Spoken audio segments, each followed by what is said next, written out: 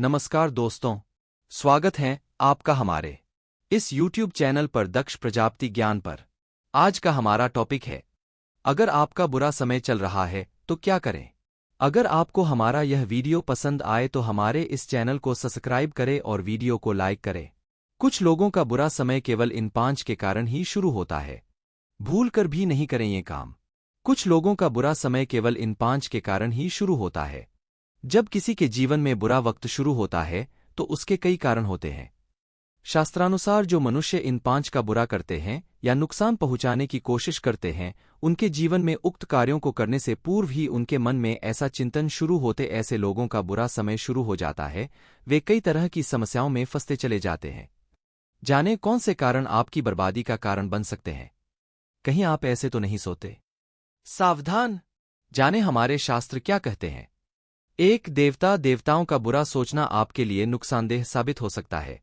रावण इस बात का सबसे बड़ा उदाहरण है। वह हमेशा देवताओं के मार्ग में बाधा पहुंचाता था। उसका घमंड आसमान में था। इसलिए कहा जाता है, कभी स्वयं को ईश्वर से ऊपर नहीं समझना चाहिए, और जो ऐसा करता है उसका अंत उसी समय तय हो जाता है। 2 असुरों ने वेदों का बहुत अपमान किया था। कई असुरों ने स्वयं ब्रह्मा जी से वेद छीनने की कोशिश की थी, लेकिन जिन असुरों ने ऐसा किया था स्वयं ईश्वर ने उन्हें दंड दिया था।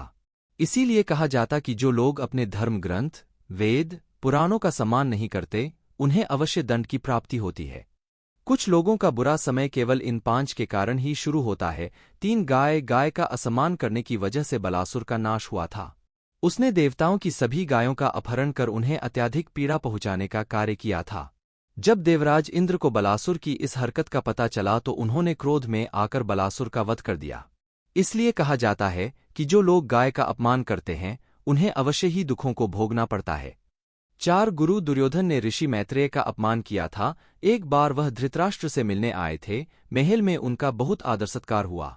ऋषि मैत्रेय ने दुर्योधन को अधर्म का मार्ग छोड़कर सत्य की राह पर चलने की बात कही, लेकिन दुर्योधन उनकी बात को अनसुना कर गया और उन पर हंसने लगा। दुर्योधन का अंत क्रोधित होकर ऋषि मैत्रेय ने दुर्योधन को युद्ध में मारे जाने का श्राप दे दिया, जो सत्य साबित हुआ। इसलिए कहा जाता है कि हमें कभी अपने गुरुओं का अपमान नहीं करना चाहिए। कर लें इनमें से किसी भी एक तेल से शनिदेव का अभिषेक, बाधाओं से मिलगी मुक्ति। 5 धर्म का अपमान। यूं तो अश्वत्थाम गुरु द्रोणाचार्य का पुत्र था, लेकिन उसके मन में हमेशा अधर्म की भावना ही रहती थी। दुर्योधन के साथ मिलकर उसने सदैव अधर्म से संबंधित काम ही किए, जिसका परिणाम उसे पीड़ा और दुख के रूप में मिला। इसलिए प्रयास करें उपरोक्त 5 के अलावा किसी अन्य के बारे में न तो बुरा सोचे और नहीं करें।